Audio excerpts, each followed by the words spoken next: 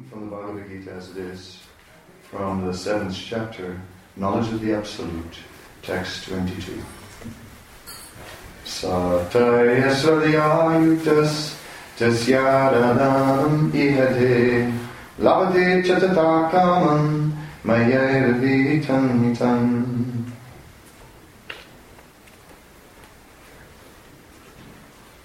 Endowed with such a faith, he endeavors to worship a particular demigod and obtain his desires. But in actuality, these benefits are bestowed by me alone. It relates to the previous verse where it says, I'm in everyone's heart as the supersoul. As soon as one desires to worship some demigod, I make his faith steady so that he can devote himself to that particular deity. And we still go one verse back, where it said, Kamestais terita gyan prapadinte nilevata tam niyatmam astaya prakritya niyatasvaya. Those whose intelligence has been stolen by material desires surrender to demigods and follow the particular rules and regulations of worship according to their own natures.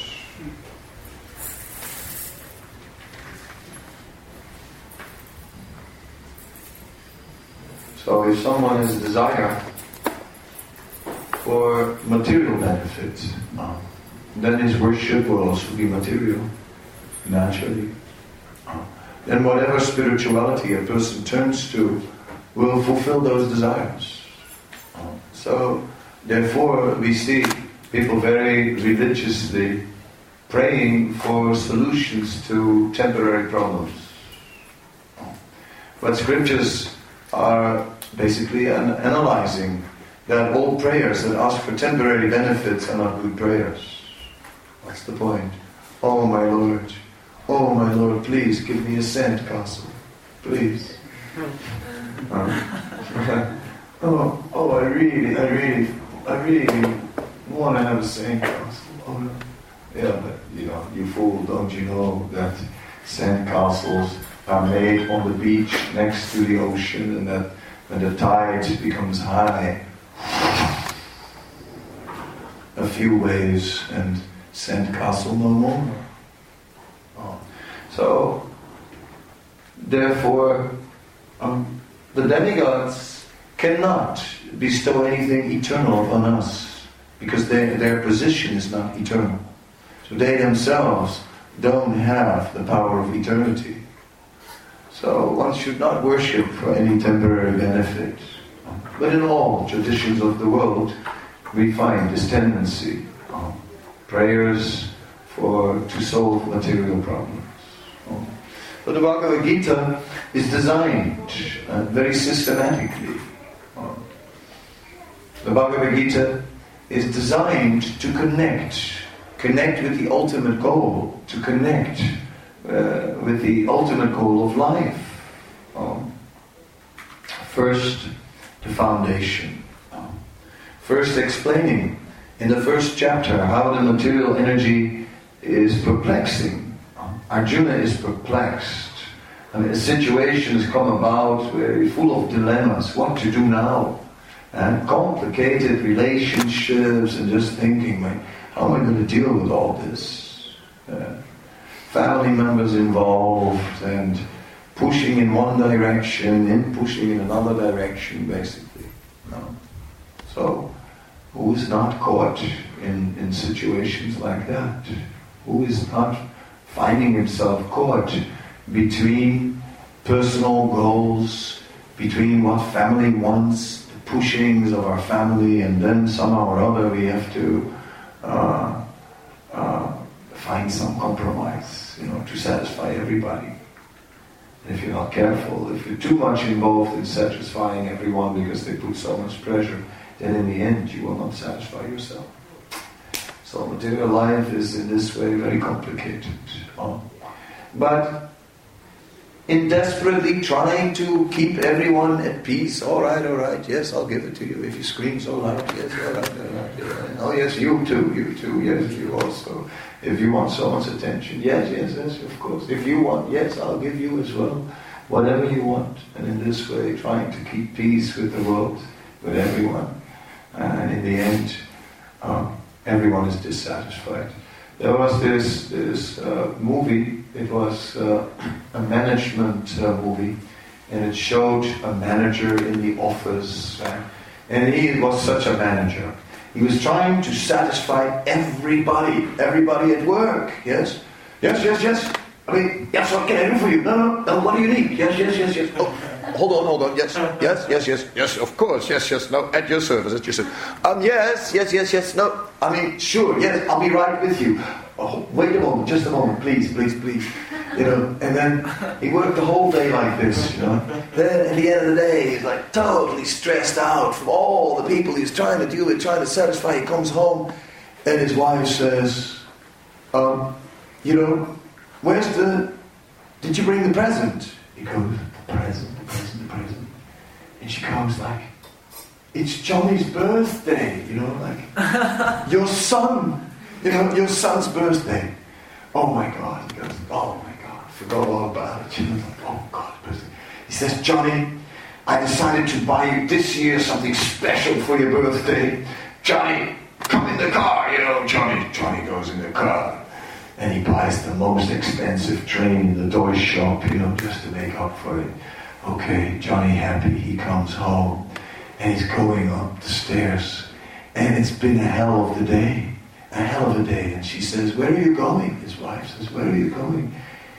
He said, I'm going to take rest. She said, no, we're going to the Joneses tonight for a party.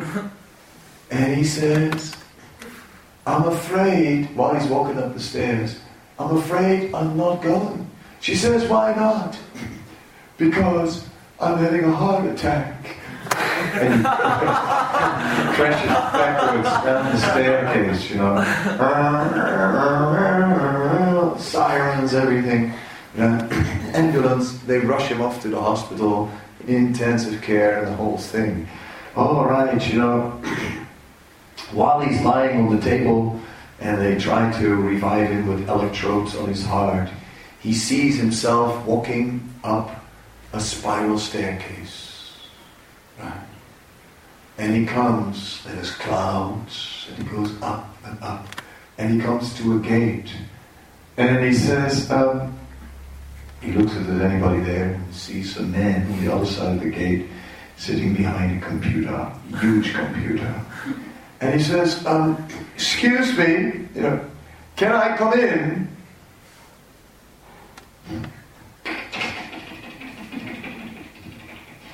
Checking out. And there's no way, no, he can't come in. And he can't come in. And he's just looking like, why? But why can't I come in? I've tried to please everybody my whole life.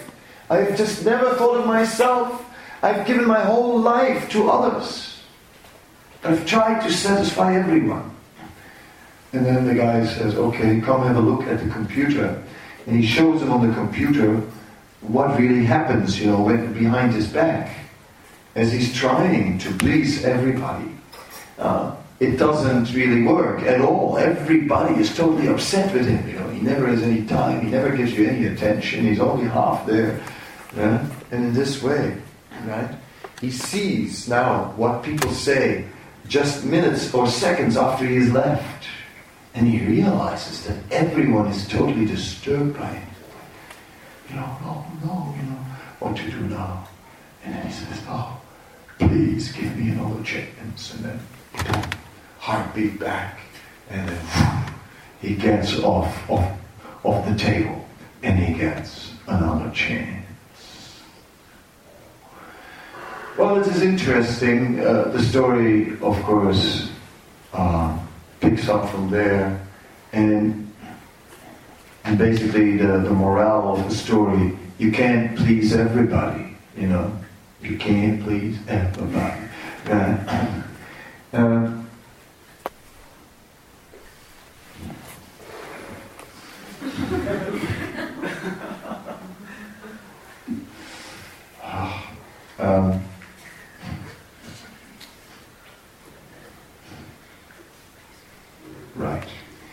Yeah.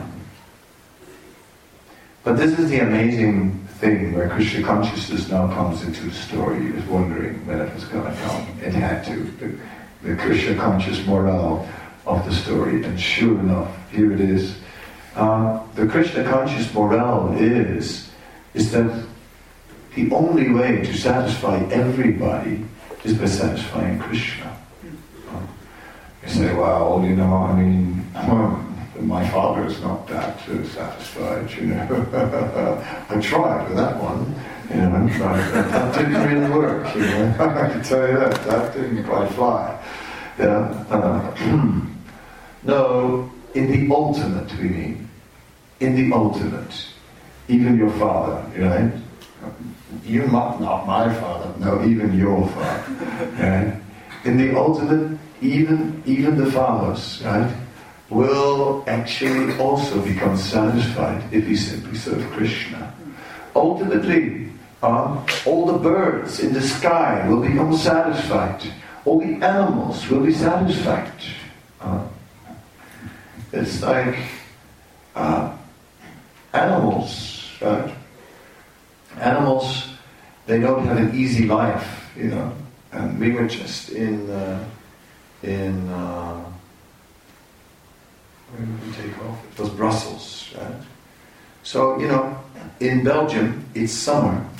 And in summer, in the forests, it's hunting season. Yeah? It's hunting season. Yeah. So you never see any animals there. Yeah? You never see any animals.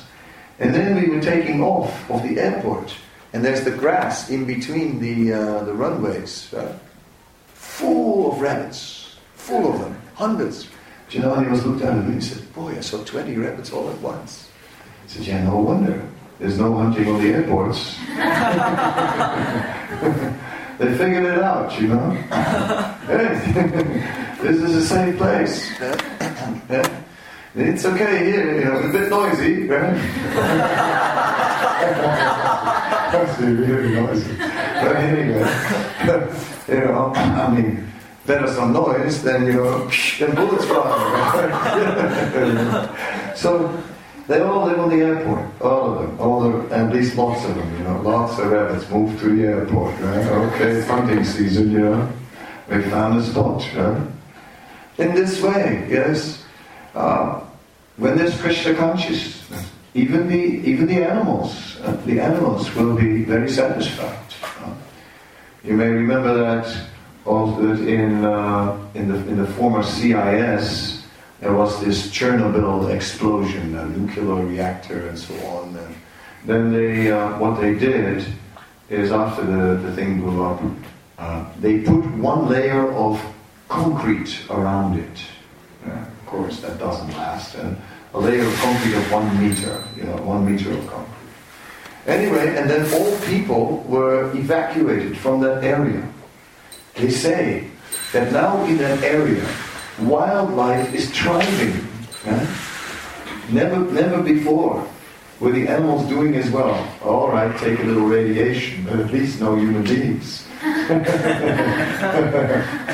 What's radiation to us, Human beings are a lot worse, We'll take it any time. This is paradise, compared to how we used to live.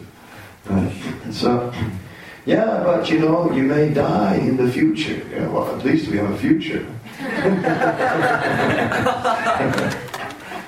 Right?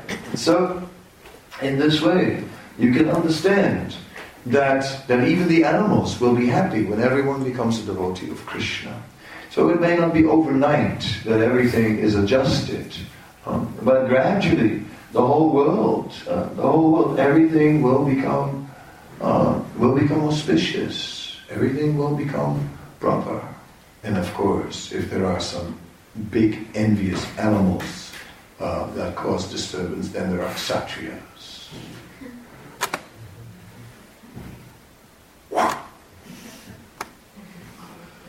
And like this. So it's not a society where there is no protection and the wild animals are just taking over. But a society which is where everyone is protected. That will be the result. It will take some time. First, we have to become merciful. First, by chanting Hare Krishna, we have to become compassionate. First, we have to become kind. I mean, okay, Hare Krishna, Krishna, Krishna, Hare Hare, Ram, Ram, Ram, Ram. What has kind got to do with it? Merciful. Get out of my way, I'm going back to Gaya.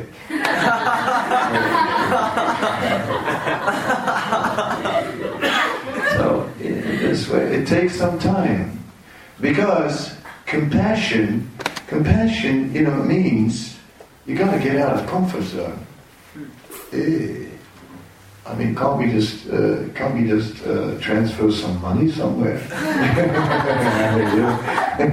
Isn't it a number? You mean we ourselves? We gotta actually get involved with sticky things. Can we do it by the internet? It's like this. It takes that spirit that we gradually come to the point where we are ready, yes, to give up our comfort.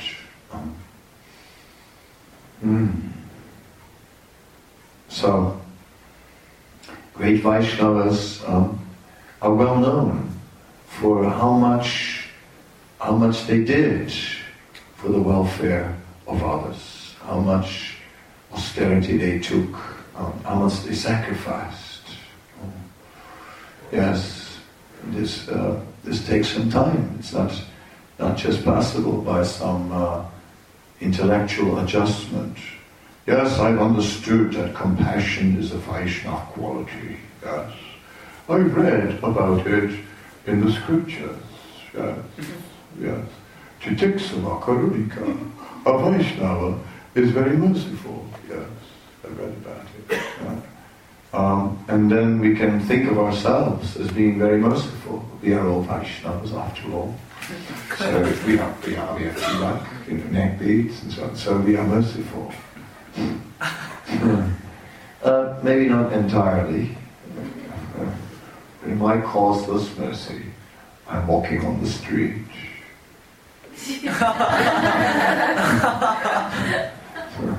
The street is very fortunate.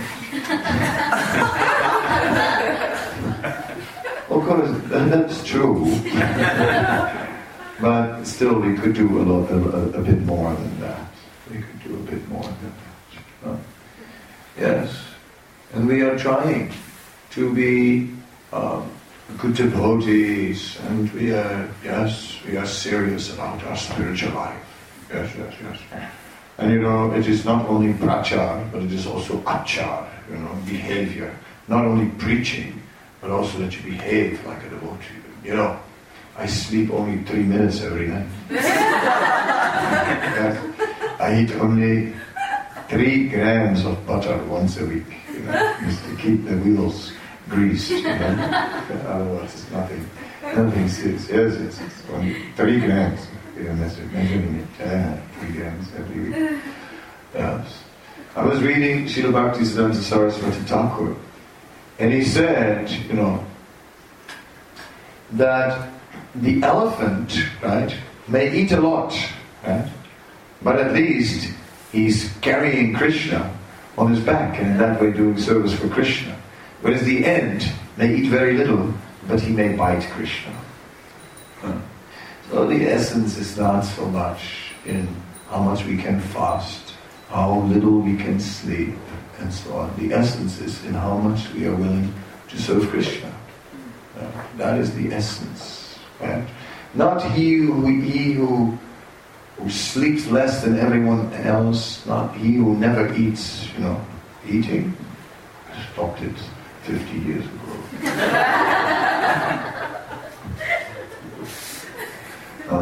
All that kind of stuff is not really going to purchase Krishna. It's when we see great Vaishnavas who are in that way becoming very renowned, like the Goswamis. They didn't think, today I'm fasting. They simply forgot to eat. That was different. They were too busy in glorifying Krishna. Krishna is so amazing. And then, they were just discussing Krishna, and they said, gosh, the sun is light outside, right? The class is still going on at 8 in the morning again. And we'd be sitting here the whole night, and then said, oh. And then they'll think, oh my God, we stayed up the whole night, we didn't sleep. No, simply forgot about it and never thought about it again. That's another level. That's a level. Being deeply absorbed. Is that me?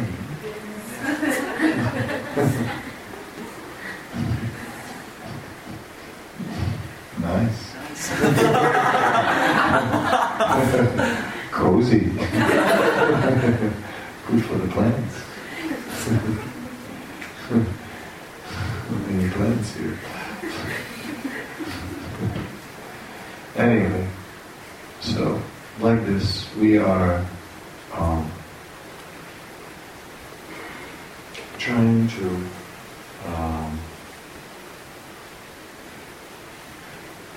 take shelter of the Bhagavad Gita. The Bhagavad Gita is pointing to us that not the temporary benefit, but something that is durable, something that is lasting, service to Krishna, somehow or other. That is the aim of the Bhagavad Gita. Karma Yoga, it says in the beginning. You want to do so many things and in this world? Oh God, I feel I have to do it. And offer the results to Krishna as much as we can. Want to be married? Offer the marriage to Krishna. The whole thing. Yeah. Oh my God. Yeah. Krishna goes, no thanks. That's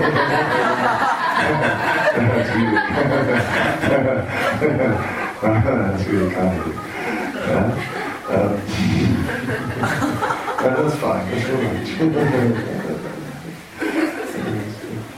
No, we offer it to Krishna. We offer everything to Krishna. That's the idea. It is for Krishna. Okay, so the marriage is for Krishna. Everything. Want to make a lot of money? Make a lot of money. But then the money is for Krishna. So in this way, it's a simple formula, but it's drastic. So Krishna consciousness is drastic. It's not just mild. It's not just, well, and then I put a pinch of KC. No, it's not quite like that. And even if you put a pinch of KC, that pinch will pinch you. Yeah? It will pinch you to a point where you just, you're no longer satisfied. The things from the past that used to turn you on will not turn you on anymore. It's not the same anymore. It's like the things of the world are still good, but they don't mean everything to you anymore. See, that's what happens. Once you get involved with Krishna, it's not that you lose the taste for the material things you used to like so much. You still like them, but it's not like the all in all. And then that little pinch of Krishna consciousness gradually becomes bigger. Gradually you want a little more. A pinch is not enough. Gradually even a handful is not enough. Gradually buckets won't do. Yeah? Gradually it takes over. That is the nature of Krishna consciousness. So one may as well let it in one may as well immediately embrace it. Why wait till slowly Krishna consciousness takes over? That is one approach. But the better approach is to just simply take it.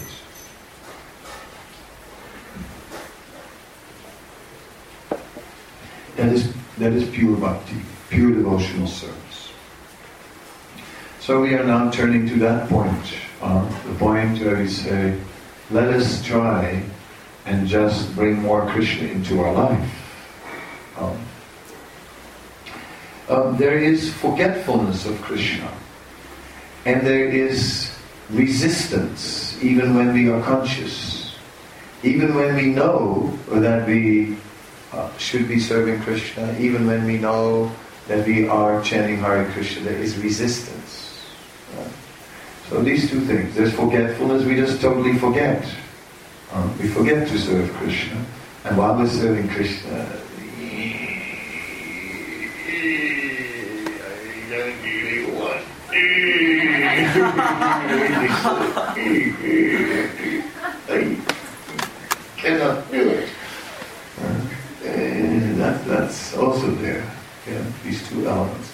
So let us at least put ourselves, first of all, in an environment with devotees, so that we are reminded of Krishna, and that in the association of, that solves the forgetfulness.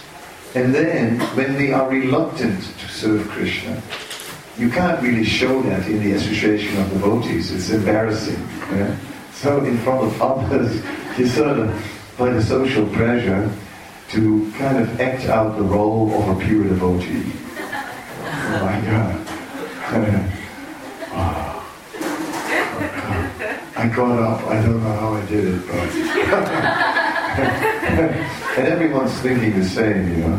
I don't know why in the world I got up so early this morning. But everybody else did it. So what could I do? I also did it. Right? So A got up for B and B got up for A. That's the interesting part.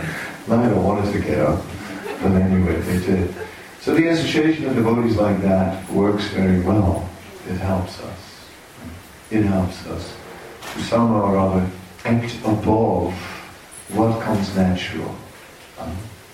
If we're on our own, we'll only serve Krishna through what we can naturally do. But in the association of devotees, we act beyond what we can do. So that's important.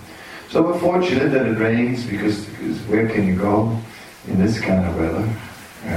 Nowhere to go.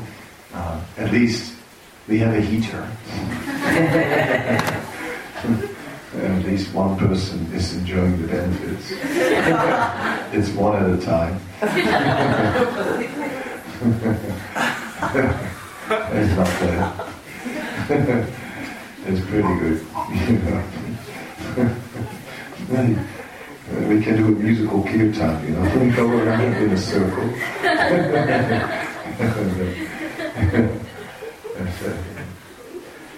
Sit in front of the heater. Anyway, so, but where heaters don't work, many bodies do. You know? And if that doesn't help, then kirtan is very powerful. Kirtan can heat up.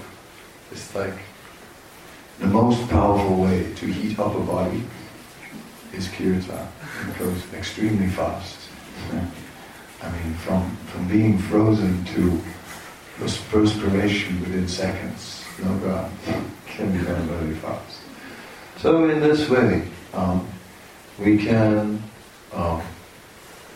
take advantage, and just in association together, we can try and spend more time remembering Krishna, more time with Krishna, and that's why I came to just talk about Krishna a bit and have some more kirtan. And it definitely didn't come for the weather, I'll tell you that. God. I knew it would be bad. I was mentally prepared. But I must say, it is bad. So, it looks worse when you see it nearby than it looks at a distance. It's just as bad as I imagined, but it only looks worse. But anyway, it doesn't matter. Because through some kirtan and some Krishna Katha things, we just can rise above the material. Because what does it matter? There's always something, you know. That's the thing. You know, in the material world, it's like there's always something everywhere. We came from Europe, and it was also first it was scorching hot, right?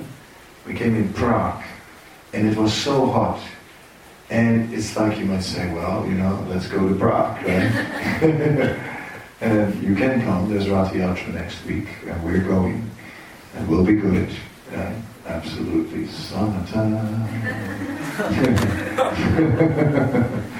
and you're almost welcome. But then it was so hot, and then so many people came, and then we had like a program up in the restaurant, and then the neighbors, they complained so much that all the windows had to be closed. And it was extreme, right? It was extreme. I wasn't wearing anything but the sannyasi front piece. We have that at least, you know what I mean?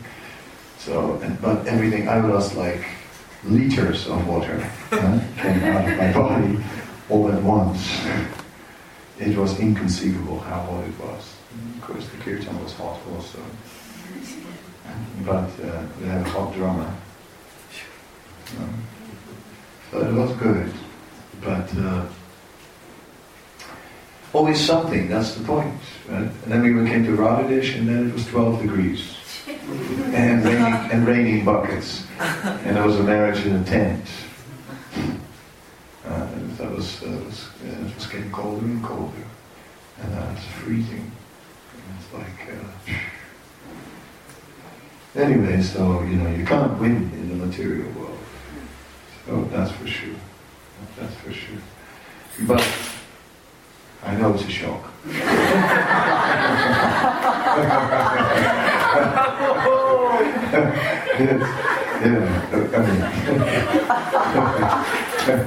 Just take shelter of your neighbor and somehow or other together you pull through. Yeah, it's like that, you know. You cannot win in the material world, I'm sorry to say. Yeah, that is just how it is. But when we are taking to devotional service, then we are not in the material world. And we're in the spiritual world. And the more we get absorbed, the more we are in the spiritual world, then who cares about the material world? Everything is better in the spiritual world. Everything. You know, there's nothing in this world that is so good. You know, it's like nothing that is here that is not there. You can say like, well, you know, maybe it's really good in the spiritual world, but, you know, but do they have chocolate in the spiritual world? I mean, you know, I'm serious, you know what I mean? I'm really serious. You know, do they have chocolate in the spiritual world? Don't worry about it, really. Like, you know, it's like they got something there in the spiritual world, and chocolate is the perverted reflection of it. That's it. And meanwhile, we're missing out here. We're missing out. We're eating this imitation junk. Right? Yeah. We're living on this imitation junk and missing out on the real thing. We're eating the perverted reflection of the origin of chocolate in this world. So anyways, like this, you know, you do not think that we're ever going to miss out in the spiritual world. Nothing. There's nothing in this world that is lacking, you know, in the spiritual world. Say, oh my God, you know. That would not be nice. That's the material world, you know. It's like, we go through this all the time because we travel around the world, you know, and then you are in Czech, you know, and then you miss Cape Town, then you're in Cape Town and you miss Czech, you know, like that. You can't win out, because in the material world, you're always going to miss something. Like there's a few here who are now missing Durban.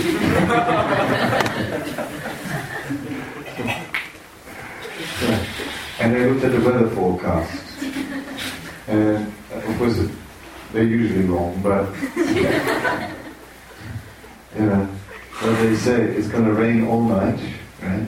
And then tomorrow in around 4 o'clock, because it's going to clear up, right? By 8 o'clock, there still will be white clouds in the sky. And by 11 o'clock, the sun will come out tomorrow. Believe it or not.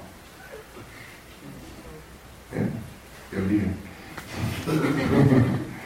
Anyway, if it's true, we'll go for a walk. And it'll take, whenever the sun is out in Cape Town, don't wait. It's driving fast. So, it's in this way, will somehow or other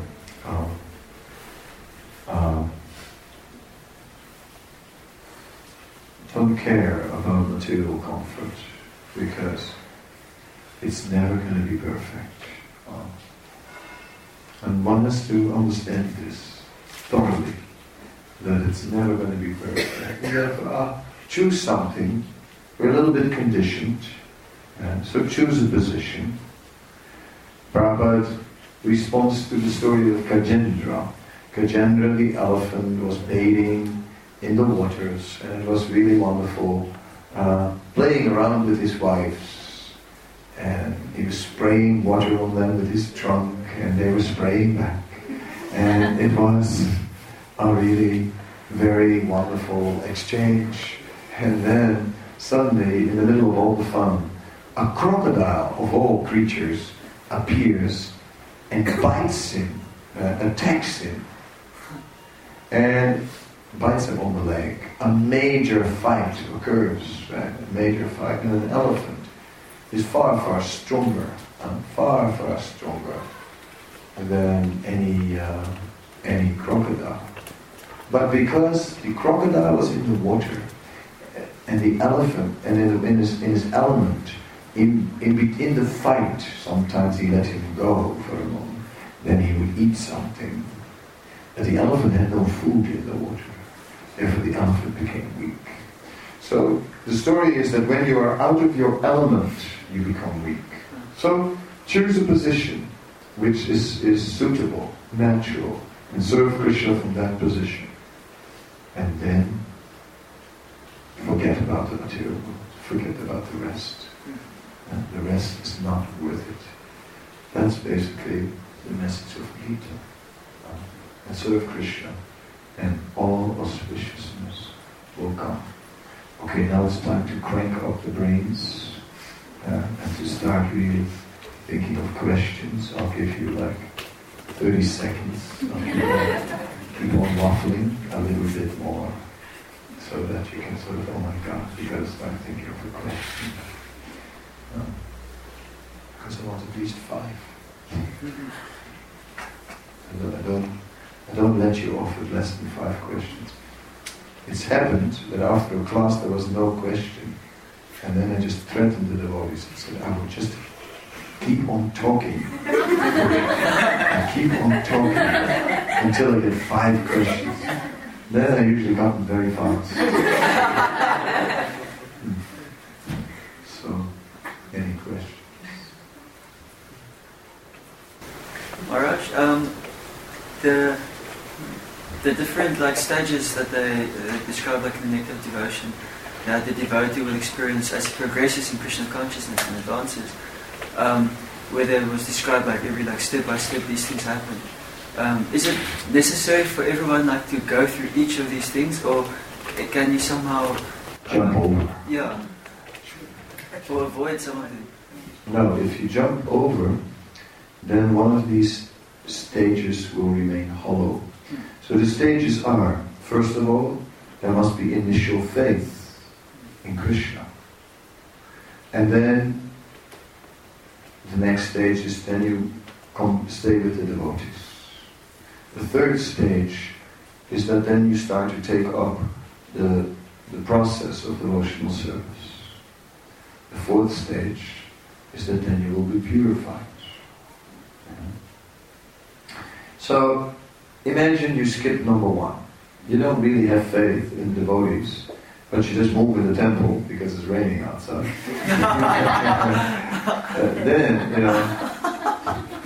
Then when the sun starts shining again, you're going to move out of the temple.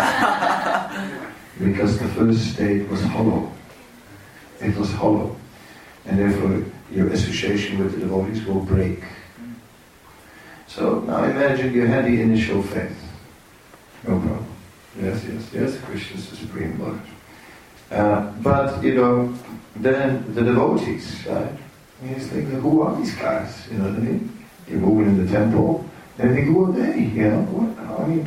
I'm here with Krishna, I have faith in Krishna. What are these other people doing here, get out of here. What have I got to do with you people? I've got my relationship with Krishna. You know what I mean? And I think, you're a funny bunch, As far as I'm concerned, here's the disturbance. So if you skip relationships with devotees, right? Because they're like, I'm not going to have anything to do with that, I'm straight going to chanting Hare Krishna, Hare Krishna, Krishna, Krishna, Hare Rama, Hare Krishna. Don't talk to me out of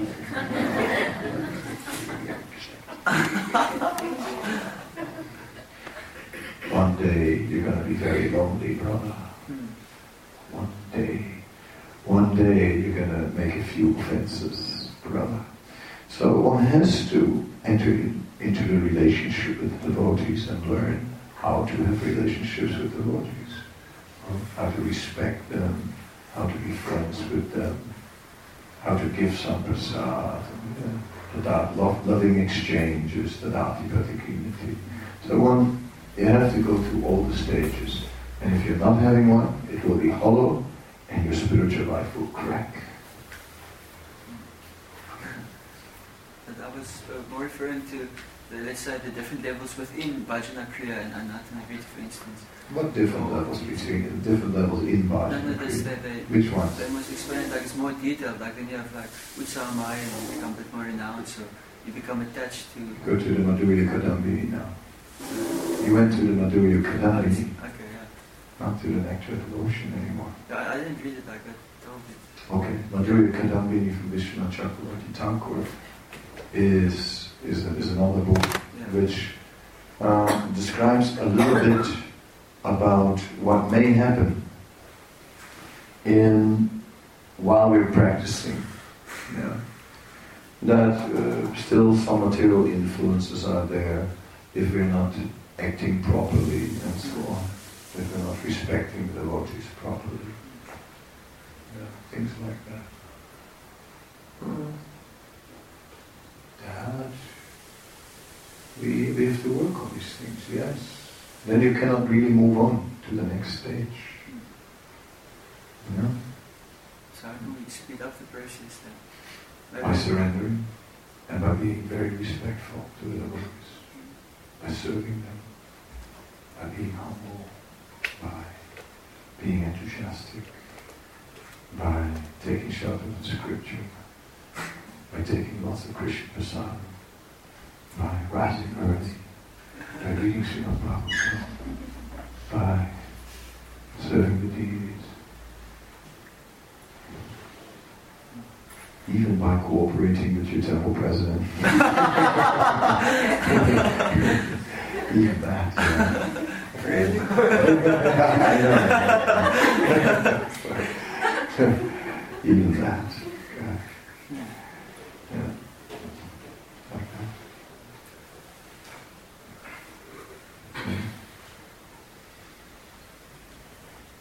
Anyone else? One down. I was explaining to a devotee about the Good Shepherd, so he don't seem to understand. I said, of course the Good Shepherd won't eat his flock.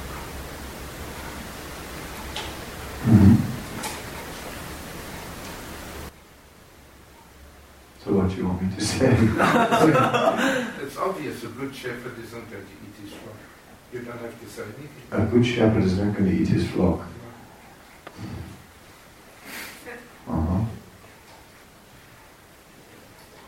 A good shepherd is not going to eat his flock, yeah. Yeah. Anyway, it's not easy not to eat the flock, isn't it? One can one cannot physically eat, but then one can mentally eat. By using people for one's own superiority. They use other people as a platform for our glory. So it's not easy.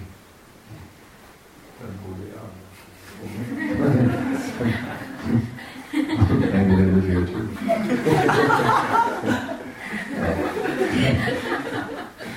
And then we go.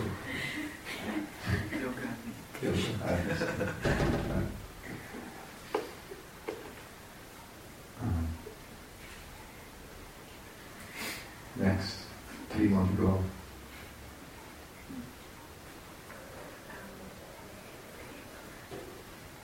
You can have number 3, sure. Maharaj, you're making the point in class that a devotee, by satisfying Krishna, everyone is satisfied. But sometimes you find that devotees who may have served for a long time, may still, 10, 15 years, may still feel unsatisfied. Serve Krishna more. Still not enough. So yeah, even after 40 years, it's still not enough. I was wondering, is there something wrong in the practice? Or No, it's just that, you mean in the process or in the way they're applying themselves? Yes. Yeah, still something must be wrong. Yeah. Still not complete. Not yet in Krishna prema. Right? So as long as you're not full of love of God, there is still something wrong. Yeah. And then we still have a sour face from time to time.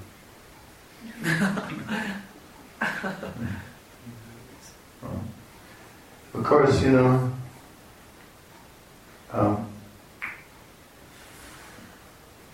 we see that Prabhupada took up the preaching mission and sometimes was not satisfied the way things were going, right? Chastising and disturbed apparently. Right? So how is this? So for the service of Krishna, we may sometimes be dissatisfied. But in the ultimate, then let it go, because then we just leave it up to Krishna. So in the end, we don't keep on dwelling on the problem. So therefore, internally we are satisfied.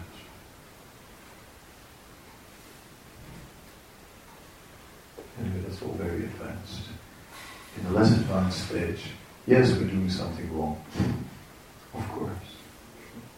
We know it very well. We chant horrible rounds. We do devotional service, but not out of love. Obviously we do it wrong. But anyway, thank God there's mercy. There's hope. Okay, your turn. We gave you time. I was wondering if when you're working in an environment and you don't actually enjoy working there, but you have to work, is it okay to ask Krishna to give you the joy in working in that area? Yeah. Sure. Yeah, if you're working, you don't enjoy it, but your intentions are to be a devotee, and you're basically working with the idea to somehow or other maintain yourself so that you can be a devotee. And of course, and it's austere, right? So sometimes you ask Krishna, please, help me to get through this austerity, give me a little taste or something, so that I can survive it. Yeah, of course. Just like we used to. I'm from the Netherlands, right? Which is the weather. Well, this would be autumn in the Netherlands, right? This would be October. It's October, and when I look at this, it looks like October, not winter, but it looks like autumn. And winter is a step worse, right? This is sort of like in between weather, So I know this weather, And I've been out with books where I stay soaking wet, like wet socks, which is like, soaking wet socks out there, standing out on the street with books, feeling sorry for myself.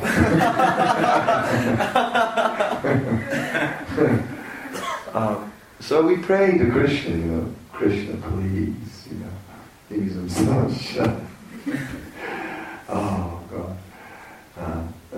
Sure. So in the same way, it's okay to ask Krishna to help us sometimes. We're struggling. We're not so powerful to just be completely transcendental to everything.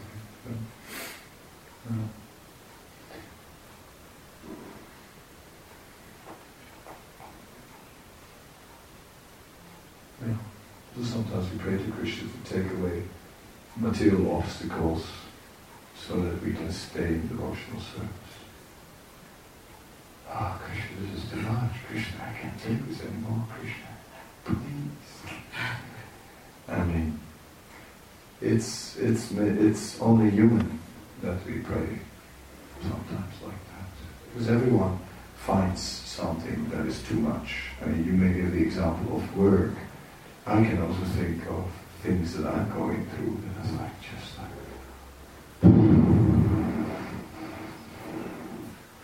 Krishna, please give me a break.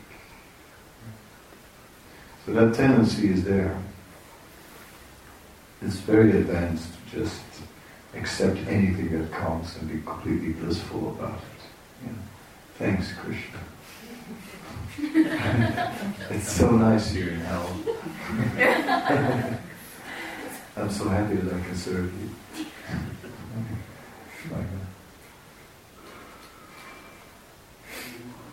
Last, two more, It's what I would like to know more about the demigod. Was outwardly in Srimad Bhagavatam. It described that like Chandra God, the sun god, moon god, and the sun god also.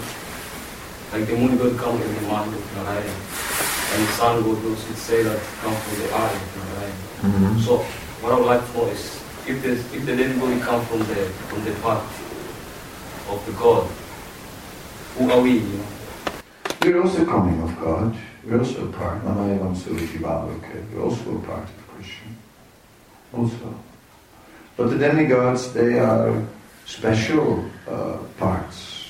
They are... Krishna has a bigger plan to deal with things. He's not going to deal with every detail. So they are cooperating with Krishna in his plan. We are the more independent ones, also a part of Krishna, but the more independent parts who are not so much cooperating with Krishna. We say, why would I cooperate with you? Why don't you cooperate with me? That's who we are. You see? But the demigods are very pious souls who are very much inclined to adjust to Krishna's plan and Krishna's desire, always. Whereas we are praying, sometimes we look up at the heaven and say, why are you not cooperating with me? Really, we think, we see, that the demigods are very surrendered to Krishna. Little independent also, but not very much. Not as much as we are. We are more independent. But we are all the same, parts of Krishna. But because we are less pious than the demigods, we are getting less facility. They are more pious, so they get better facility. We are less pious, more independent, we get less facility. So the more you want to be independent from Krishna, the less facility you get. Sometimes you still get something for good deeds of the past, but it doesn't last long. So the demigods have better bodies than we have. So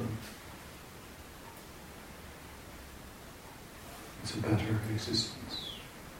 But only very few are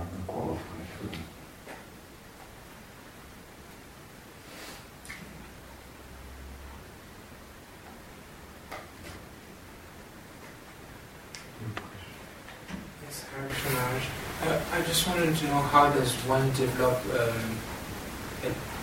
taste for the holy name, for chanting especially? Because I know chanting is like the answer for most of the problems we can have in material world. But what if when you chant you don't chant correctly because it feels like a burden by itself? That's why we chant in two ways, right? We chant in kirtan and we chant in japa. So kirtan is easier for most of us because the music adds some juice.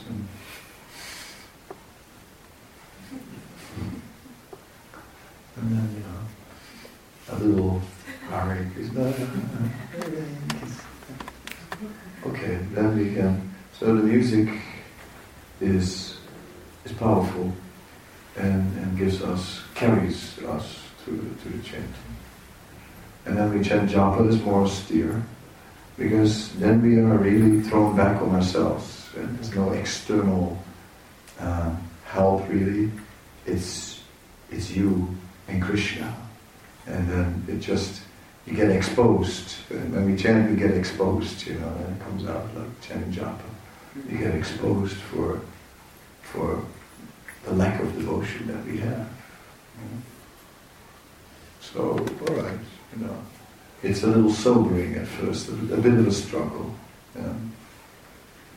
So that's our austerity. We're doing that austerity. So you have to do it then on intellectual strength and say, like, I'm doing this because I know that through it I will break through to another state of consciousness. So I must first do it now as an exercise. So I do my 16 rounds, okay? Not more, because that's like, but somewhere I'm going to do 16, and I schedule it. I learn and practice the art of chanting.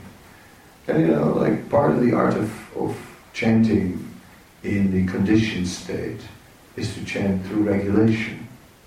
It becomes easier if you say, I do it every day at the same time. That's why, like in the temple, you learn that. When you live in the temple, you automatically learn that, because we get up every day at the same time for Mangalarti, and Mangalarti finishes at the same time. And it's like, it depends a little bit on the temple. Some temples, they have a real quick morning program, and you already start chanting at 5 o'clock. And if it takes a little longer, then at 5, right? Okay, 5, you start chanting. So if you're in this rhythm of 5, right? Okay, then, well, you know that like by 5:30 you should be in your third round, let's say. Or if you start chanting 5:15, you do 7.5 minutes on the round, then by 5:30, 2 rounds, 5:45, 2 rounds, 6 o'clock, 6 rounds done, right? Okay, 6:15, 8 rounds, 8 rounds done. I'm sitting on 8 rounds, 5:45, yeah, on time. 6:30, okay, got my 10 rounds in. Okay, so you're on in a scheduled thing, and because you go every day at the same time, the time schedule really helps. It helps you slot in. Yeah? So that the regulation helps us a lot. Yeah? And that's why we learn that in the temple, to every day get up early, and every day start at the same time. The clock is at the same time, you go through it at the same time, and you get in a groove like that. Yeah. We don't chant out of love, but at least we chant in regulation. It's like that helps. And then we do it knowing that it will bring us a change in consciousness. It will bring us the mercy. So you also have to hear. You have to hear about Krishna consciousness so that you develop a desire to go back to Godhead. That even if you don't like chanting, that's okay. But if you really feel like, but I want to go back to Godhead, then you can do some austerity. See? So we have to develop a desire to be a devotee, a desire to be in the spiritual world by hearing about it. Like he says, a good shepherd Shepherd will never eat its flock. His flock. All right, there's compassion comes in, mercy comes in. Yeah? So in the world is a dark world. So in a way, lacking compassion. So Krishna consciousness, we have to appreciate it. If we see, hey, compassion is really good. The three modes of nature, goodness, passion, and ignorance. It makes sense to be in goodness. People are caught up in passion and ignorance. I mean, so many people, they drink, Like, I saw some on the plane, actually. I saw yesterday, the day before, at 6 in the morning, I was on the plane, and they were having some booze, you know what I mean? They're drinking like distilled, at 6 in the morning. And I go like, oh, that's pretty disgusting, right? Now I may think like that. Yeah. So once gradually we begin to see, Krishna consciousness, that these lower modes, I don't have anything to do with that. So in that way, we develop appreciation. And look at this Bhagavad Gita, it's full of such nice knowledge, actually. How to make life nice. Makes sense, actually. So gradually appreciate the values of Krishna consciousness, and then, when we appreciate Krishna consciousness, then we can take the austerity of chanting. And then we learn a technique, like I said, in regulation. And then it's easier.